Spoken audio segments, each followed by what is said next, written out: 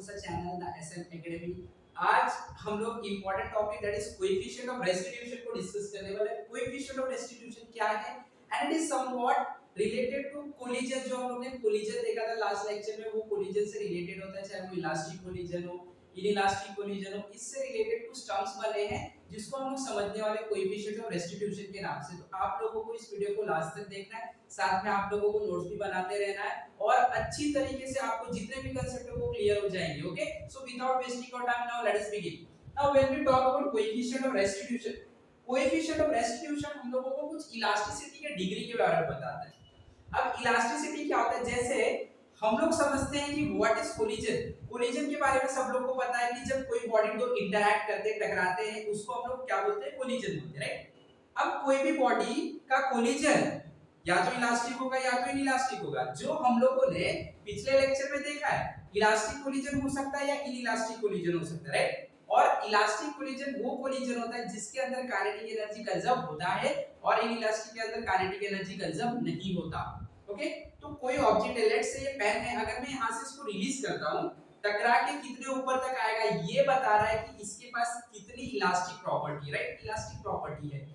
ये elastic property एक particular value से डिसाइड कर सकते हैं हम लोग। उस पर्टिकुलर वैल्यू को ही हम बोलते हैं कोएफिशिएंट ऑफ रेस्टिट्यूशन, और ये पर्टिकुलर केस के लिए कांस्टेंट हो सकता है, होता ही, हो सकता भी होता है। Okay, now let us try to understand this coefficient of restitution. उसके लिए मान लो हमारे पास एक ऑब्जेक्ट है, ठीक है, ये, और एक और ऑब्जेक्ट है ये, ठीक है।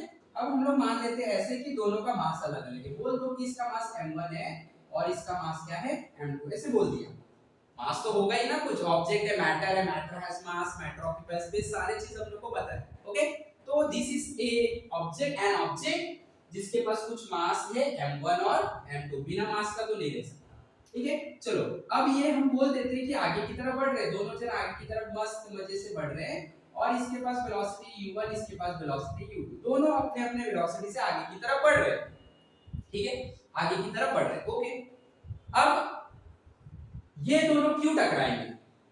ये दोनों इसलिए टकराएंगे क्योंकि जो पहला वाला ऑब्जेक्ट है उसका वेलोसिटी ज्यादा होगा। अगर इसका वेलोसिटी ज्यादा है तो आगे निकल जाएगा और ये उसका पीछा करते रह जाए हमेशा के लिए, है ना। इसका मतलब अगर इसका वेलोसिटी ज्यादा है तो ये तेजी से जाएगा और इससे टकरा जाएगा, कोलाइड हो जाएगा, राइट। ओके, तो मैं ऐसे बोल देता हूं, let's say u1 is greater than u, इसका वेलोसिटी ज्यादा है, ठीक है। अब थोड़ी देर बाद क्या होगा, थोड़ी देर बाद ये ऑब्जेक्ट जो है ये और दूसरा वाला ऑब्जेक्ट ये, ठीक है, सेम अभी नहीं बन पा रहा लेकिन ठीक है, हम लोग समझ सकते हैं क्या चीज। ओके, ये दोनों क्या हो जाएंगे, टकरा जाएंगे,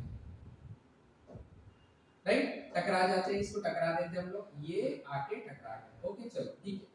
अब टकराने के बाद मुझे बताओ क्या इसका मास चेंज हो जाएगा? बिल्कुल नहीं, m1 रहेगा m2, राइट। ओके, इसके बाद क्या होगा, जब कोलिजन हो जाएगा तो क्या होगा, अब झगड़ा हो जाता है दो लोगों में, तो हम लोग क्या करते हैं, छुड़ाने की कोशिश करते हैं, अलग हो जाएंगे हम लोग, राइट। तो अब ये जब टकराया है, अब अलग होंगे, सेपरेट होंगे।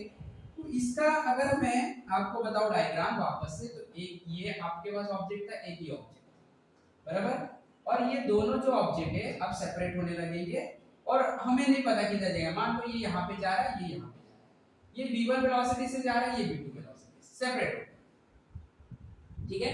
या तो दोनों सेम डायरेक्शन में कर दो, कोई प्रॉब्लम नहीं हम लोगों को, ठीक है, दोनों सेम डायरेक्शन, v1 अब अलग होंगे, उसके बाद टकराए अब अलग होंगे, चाहे सेम डायरेक्शन में जाए चाहे अलग अलग डायरेक्शन में जाए, ठीक है, वेलोसिटी भी चेंज हो जाएगा, ये सबको पता है। बस सिंपल सा ये एक लॉजिक है कि टकराएगा अलग अलग होना संभव, संभव मतलब क्या, होगा ही, कोई संभावना नहीं, होगा ही, ठीक है, v1 और v2 वेलोसिटी से अलग अलग हो जाएंगे। अब यहाँ पे जब मैं इन लोगों की कंडीशन की बात करूंगा तो ये वाला कंडीशन कौन सा था, ये वाला प्यारा सा कंडीशन था बिफोर कोलिजन, राइट, कोलिजन होने से पहले, ठीक है। उसके बाद जब कोलिजन हो गया, ड्यूरिंग कोलिजन, ये कौन सा कंडीशन है, ड्यूरिंग कोलिजन, जब भी कोलिजन हो रहा था। और ये वाला कौन सा है, after collision, after collision, after collision, ठीक है। ये तीन कंडीशन है, before collision, during collision, after collision, ठीक है। इसका मास भी लिख देते हैं, अच्छा नहीं दिख रहा है, m1 और m, राइट। ओके, अब अगर मैं बिफोर कोलिजन की बात करूं, कोलिजन होने से पहले, तो ये दो ऑब्जेक्ट के पास एक वेलोसिटी u1 u2, इनकी जो रिलेटिव वेलोसिटी निकालूंगा, रिलेटिव मतलब दोनों के बीच में कंपैरिजन करेंगे वेलोसिटी का, इसका रिलेटिव वेलोसिटी जो होगा उसे बोला जाएगा रिलेटिव वेलोसिटी ऑफ अप्रोच। क्यों अप्रोच? क्योंकि ये टकराने वाले हैं, टकराएंगे क्यों? जब पास में जाएंगे तो टकराएंगे। और इसका वेलोसिटी का अगर कंपैरिजन करूं दोनों का, तो ये टकराने के बाद अलग हो रहे हैं, तो हम लोग इसको बोलेंगे रिलेटिव वेलोसिटी ऑफ सेपरेशन। यानी कि यहाँ पे जब मैं ये दोनों वेलोसिटी को एक साथ कंपेयर करूंगा, सिस्टम की क्या वेलोसिटी है, तो अब एक सिस्टम तो है नहीं कि एक सिस्टम की वेलोसिटी पता है, दो सिस्टम है, तो जब भी दो सिस्टम होता है तो वेलोसिटी हम लोग को कौन सा यूज करना पड़ता है? रिलेट करना पड़ता है, रिलेटिव वेलोसिटी। तो इसका नाम रख दूंगा मैं relative velocity of approach, approach कर रहे हैं, इसका नाम रख दूंगा मैं रिलेटिव वेलोसिटी ऑफ सेपरेशन। तो यहां पे मैं बोल दूंगा इसका, ये केस में relative velocity of separation, sorry approach, relative velocity of approach, वो क्या होगा? अप्रोच करें तो रिलेटिव वेलोसिटी ऑफ अप्रोच क्या होता है? u2 माइनस u1, बराबर। यहां पे ये क्या होगा? रिलेटिव वेलोसिटी ऑफ सेपरेशन, बराबर, ठीक है। और ये क्या होगा? v2 minus v1। यहाँ पे लिख देता हूँ रिलेटिव वेलोसिटी ऑफ सेपरेशन, यहाँ पे मैं लिख देता हूँ रिलेटिव वेलोसिटी ऑफ अप्रोच, ठीक है। थोड़ा बहुत आइडिया आया। अब ये दोनों का जब रेशियो लिया जाता है, रिलेटिव वेलोसिटी ऑफ सेपरेशन और रिलेटिव वेलोसिटी ऑफ अप्रोच का जब हम लोग क्या करते हैं, रेशियो लेते हैं, तो एक न्यूमेरिकल वैल्यू मिलता है, और उस न्यूमेरिकल वैल्यू को ही हम बोलते हैं कोएफिशिएंट ऑफ रेस्टिट्यूशन। और ये वैल्यू डिसाइड करता है कि क्या डिग्री ऑफ इलास्टिसिटी उस ऑब्जेक्ट के अंदर होगा जो लोग कोलाइड किए थे, ठीक है। तो अब यहाँ पे मैं क्या करूंगा, यहाँ पे एक टर्म डिफाइन करूंगा, मैं बोलूंगा रिलेटिव वेलोसिटी ऑफ अप्रोच, ठीक है, और रिलेटिव वेलोसिटी ऑफ सेपरेशन, इसका माइनस अगर मैं देखूंगा नेगेटिव, इसी का नाम मैं बोल दूंगा क्या है? इसी का नाम है कोएफिशिएंट ऑफ रेस्टिट्यूशन। क्या है इसका नाम? प्यारा सा नाम क्या है? Coefficient of restitution. तो मैं बोलूंगा कोएफिशिएंट ऑफ रेस्टिट्यूशन, ध्यान से देखना, कोएफिशिएंट ऑफ रेस्टिट्यूशन क्या डिफाइन करेंगे? Is defined as, coefficient of restitution is defined as negative of, क्या? Negative is defined as negative of, किसका नेगेटिव है? नेगेटिव ऑफ रेशियो है, ये क्या? Relative velocity of separation, relative velocity of approach, negative of ratio of relative velocity, relative velocity of separation to relative velocity of approach. इसी को हम लोगों ने क्या नाम दिया? कोएफिशिएंट ऑफ रेस्टिट्यूशन, ठीक है। हम लोग को थोड़ा आइडिया आ गया कोएफिशिएंट ऑफ रेस्टिट्यूशन क्या है। Coefficient of restitution is defined as negative of relative velocity of क्या? Separation to relative velocity of approach.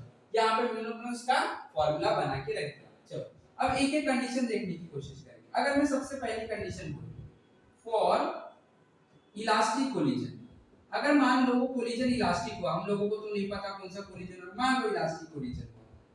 Elastic collision का रूल हम लोग ने क्या पढ़ा? इलास्टिक कोलिजन का हम लोग ने रूल ये पढ़ा था कि जो वेलोसिटी इनिशियल यानी कि कोलिजन के पहले होता है रिलेटिव वेलोसिटी, वही वेलोसिटी कोलिजन के बाद भी आपको दिखाई देगा, एग्जैक्टली सेम। यानी कि u1 और u2 की जो वेलोसिटी होगी कोलिजन होने से पहले, वही आपको कोलिजन होने के बाद वो बॉडी का वेलोसिटी दिखाई देगा, यानी कि कोई चेंज नहीं होता है। मतलब मैं बोल सकता हूं फॉर इलास्टिक कोलिजन में क्या होता है, इलास्टिक कोलिजन के केस में क्या होता है, relative velocity of approach is equal to relative velocity of separation। therefore अगर मैं इसके कोएफिशिएंट ऑफ रेस्टिट्यूशन की बात करूं, कोएफिशिएंट ऑफ रेस्टिट्यूशन की बात करूं, तो ये क्या? अच्छा इसको थोड़ा सा और बढ़ा देते हैं ना, क्या प्रॉब्लम है? ऐसे करते हैं, क्या है velocity of separation? v2 v1 upon ये क्या है? u2 v1। चाहिए तो माइनस साइन हटा देते, मल्टीप्लाई कर देते, v2 माइनस में हो जाएगा v1 प्लस में, तो v1 minus v2 upon v2 minus v2, ठीक है। ओके, नाउ यहाँ पे देखो दोनों सेम है, इसका फॉर्मूला क्या बना लिख देता हूँ, v1 minus v2 upon u2 minus u1। कहीं कहीं बुक में आप लोगों को यहाँ पे v2 माइनस v1 दिखेगा, u1 माइनस, कोई टेंशन नहीं लेना, रिलेटिव वेलोसिटी लेना है, u2 माइनस u1 भी हो सकता है relative velocity, u1 minus u2 भी हो सकता है, ठीक है, ये हो गया, ठीक है। अब हम लोगों को पता है ये क्या है, ये तो रिलेटिव वेलोसिटी ऑफ सेपरेशन और अप्रोच है, और ये दोनों कैसे रहते हैं, इलास्टिक कोलिजन के लिए सेम रहते हैं, तो अगर ये दोनों सेम है तो वैल्यू क्या आ जाएगा, 1 आ जाएगा। तो इलास्टिक कोलिजन में कोएफिशिएंट ऑफ रेस्टिट्यूशन हमेशा 1 आता है, कितना आता है, 1 आता है। इसको मैं थोड़ा सा एक साइड पे कर देता हूं, ठीक है। अब हम लोग इलास्टिक कोलिजन की बात करें, सेकंड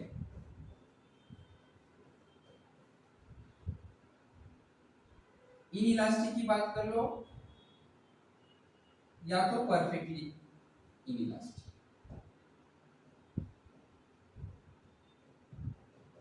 परफेक्टली इनइलास्टिक की बात कर लेते हैं। अब परफेक्टली इनइलास्टिक कोलिजन में क्या होता है, हम लोगों ने सीखा था टकराने के बाद अगर दोनों ऑब्जेक्ट सेम स्पीड से कांटेक्ट में टच होके चलते रहे सेम स्पीड से, तो हम लोग उसको क्या बोलते हैं, परफेक्टली इनइलास्टिक कोलिजन। मतलब टकराने के बाद दोनों ऑब्जेक्ट की वेलोसिटी सेम हो जाएगी, यानी v1 और v2 सेम रहेगा।